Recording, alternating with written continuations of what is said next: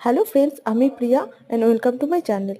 তো আজকে আমি তোমাদের দেখাবো খুব সহজ একটা ঘরে বানানো স্যান্ডউইচ। তো প্রথমে আমি আলুগুলোকে সেদ্ধ করে রেখেছিলাম, তারপরে আলুগুলোকে মধ্যে সামান্য পরিমাণে লবণ, একটু তেল আর একটু ভাজা গুঁড়ো মশলা দিয়ে আর সামান্য পরিমাণে লঙ্কা কুচি দিয়ে ভালো করে আলুগুলোকে আমি ম্যাশ করে মেখে নিলাম। আলুগুলো খুব ভালোভাবে মাখার পরে তোমরা দেখছো আগে থেকেই আমি পেঁয়াজ আর শসাগুলোকে কেটে সাইজ মতো কেটে রেখে দিয়েছি। এরপরে আমি পাউরুটিগুলোকে সেঁকে নেবো। পাউরুটিগুলোকে হালকা বাটার দিয়ে একটু ভালো করে সেঁকে নিলে তাহলে এগুলোর স্বাদ খুব ভালো হয়ে যায়।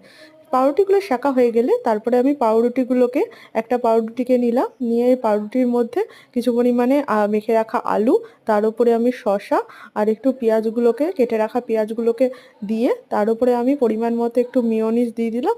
ব্যাস, তাহলেই আমাদের রেডি বাড়িতে বানানো স্যান্ডউইচ। খুব সহজ প্রক্রিয়ায় তোমরা বাচ্চারা এবং বড়রা সবাই এবার এটাকে খেতে পারো বা টিফিন হিসাবে নিয়ে যেতে পারো।